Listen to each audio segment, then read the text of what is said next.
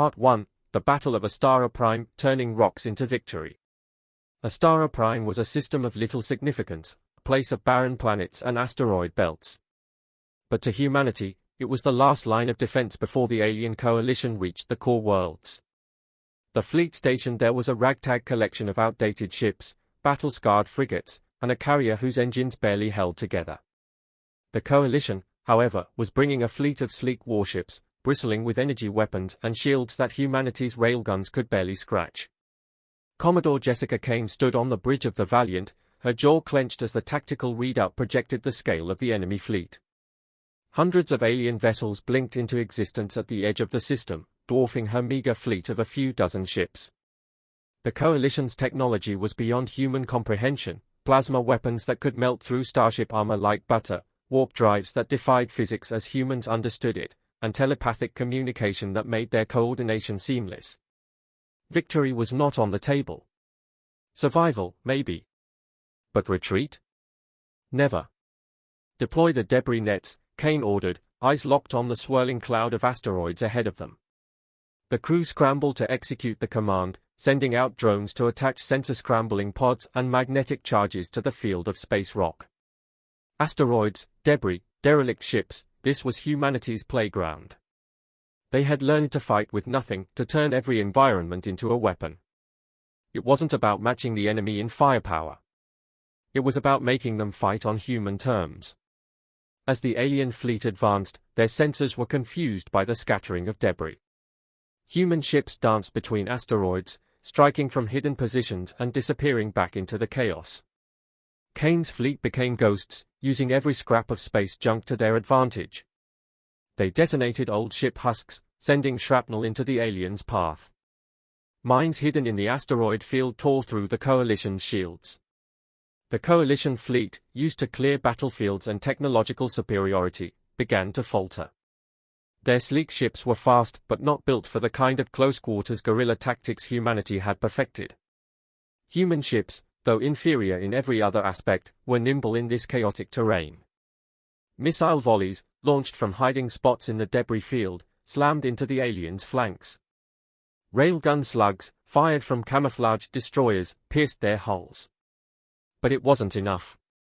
For every alien ship destroyed, 3 more took its place. Slowly, inexorably, the Coalition fleet began to push through. The human ships took hit after hit. Shields collapsed, hulls buckled, and the death toll climbed. Kane's fists tightened around the rail of her command platform. Prepare the second phase. The surviving human ships fell back, deeper into the asteroid field. As the Coalition followed, Kane triggered her trap. Mining lasers, hidden in the asteroid belt, flared to life. They weren't strong enough to damage the alien ships, but they heated the asteroids around them to critical levels. In seconds, millions of tons of rock exploded outward in a deadly cascade of molten debris. The Coalition fleet's shields were overwhelmed. Ships buckled under the assault of searing rock, their sleek hulls torn apart. In the confusion, the human fleet struck again. Valiant led the charge, its railguns finding the gaps in the aliens' defenses. When the smoke cleared, less than a third of the Coalition fleet remained. And yet, it wasn't the end. Kane knew they would send reinforcements. But this victory sent a message: humanity was not done fighting. Part 2, The Siege of Tarine, Heat and Sand, Steel and Will. The planet of Tarine was an unforgiving hellscape of dunes and searing heat. The desert stretched for miles, broken only by jagged mountains of sandstone. It was here that the Coalition's shock troops landed, their mission clear: wipe out the human outpost and secure the planet's rare resources. Captain Elijah Harper of the Terran Marine Corps stood atop a ridge, his visor damp with sweat inside his combat armor. Around him, his squad lay hidden beneath camouflaged tarps, blending into the sandy terrain. The alien force approaching their position outnumbered them 5-1, their biomechanical walkers kicking up dust clouds as they advanced across the desert floor. The Tarine outpost had fallen days ago, and now Harper's Marines were the last line of defense. Cut off, outgunned, and outmatched. Yet, they had no intention of giving up the planet without a fight. Begin Phase 1, Harper whispered into his comms. The dunes erupted with motion, The Marines had spent days laying traps, using the very environment against the invaders. Explosives buried beneath the sand sent shockwaves through the alien formations, toppling walkers and throwing soldiers into disarray. Snipers hidden in the rocky outcrops opened fire, targeting the coalition's officers and disrupting their command. The aliens retaliated with precision, their advanced energy weapons melting through rock and sand alike. But the humans never stayed in one place for long. Using speeders modified for the harsh desert, Harper's Marines engaged in hit-and-run tactics, moving faster than the aliens could adapt. Human soldiers thrived in environments where adaptability was key, and the harsh Tarian heat was their ally, not their enemy. The coalition troops, bred for cooler climates, struggled in the oppressive heat, their armor systems overheating as the sun beat down. Still, the tide was turning against the Marines. For every alien they killed, more took its place. But Harper had one last card to play. Phase 2, he barked. From hidden caves beneath the dunes, makeshift mortars fired into the sky. They weren't targeting the enemy directly, but the atmosphere itself. Chemicals designed to manipulate the local weather were launched into the stratosphere. Moments later, a sandstorm began to brew, the skies darkening as wind howled across the desert. The coalition's advanced targeting systems were blinded by the storm. Harper's Marines, however, had trained in these conditions. They moved like ghosts through the shifting sands, their thermal goggles cutting through the storm. The aliens floundered, disoriented by the swirling chaos. And in the midst of the storm, the humans struck. They used knives, bayonets, and close-quarters combat to take down the superior enemy, exploiting their confusion. When the storm passed, the desert was littered with the remains of the coalition's troops. Tarian belonged to humanity once more. Part 3, The Heist of Archathon, Stealing from the Gods. Deep in coalition space, the Archathon superweapon was being readied for activation. Capable of annihilating entire star systems, it was humanity's worst nightmare. A single shot from this weapon would end entire worlds. The only option was to destroy it before it could be fired. Lieutenant Sarah, Ghost, Vasquez led a team of Terran Spec Ops deep into enemy territory. They were tasked with infiltrating the heavily guarded coalition facility and sabotaging the weapon. But it wasn't just a matter of stealth. The coalition had more than just soldiers, they had artificial intelligences that could predict human movements, telepathic officers who could sense danger before it arrived. Vasquez knew her team couldn't rely on brute force. So, they did what humans did best, improvise. They hacked into the coalition's systems, feeding false data to the security network. The team used decoy drones to mimic their movements, leading guards on wild chases while they slipped through the facility.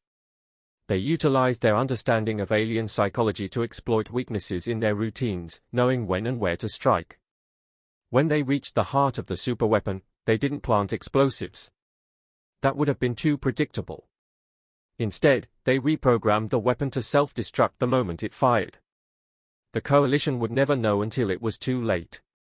As they exfiltrated the facility, alarms blared, and alien forces descended on them. But Vasquez's team had already disappeared, leaving only chaos in their wake. Part 4, Rise of the Resistance, Humanity Strikes Back. The coalition had occupied Earth.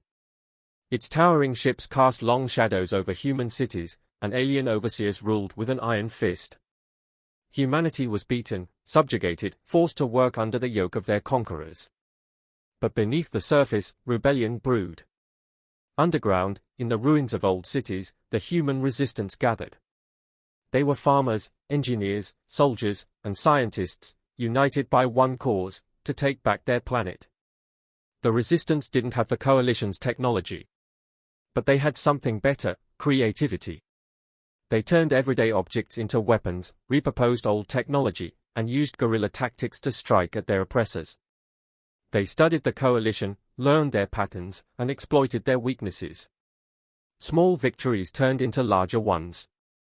Resistance cells coordinated attacks across the globe, targeting key infrastructure, freeing prisoners, and taking down alien forces. Every human captured by the aliens only fueled the resistance more. In a daring final assault, the resistance hacked into the alien fleet's control systems, turning their own ships against them.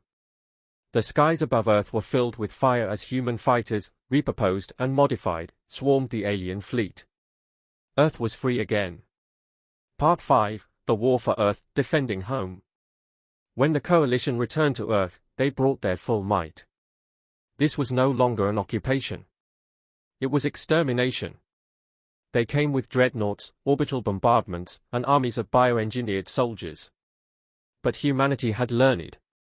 The resistance had grown into a full-fledged army, and they knew their home better than the invaders ever could.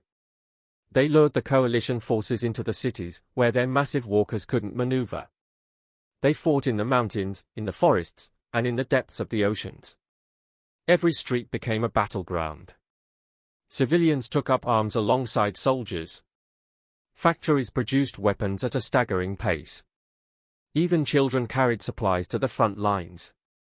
This was their world, and they would not surrender. In the final battle over New York, humanity unleashed its ultimate weapon, an electromagnetic pulse that disabled the coalition's shields and ships. It was a last-ditch effort, a plan born from desperation. But it worked. The coalition fleet, once thought invincible, fell from the sky like rain. Earth stood victorious. Humanity, against all odds, had faced down an intergalactic coalition and won. Not because of superior technology. Not because of greater numbers. But because, when backed into a corner, humanity fights like no other species in the galaxy. Humanity wasn't just surviving anymore. They were winning.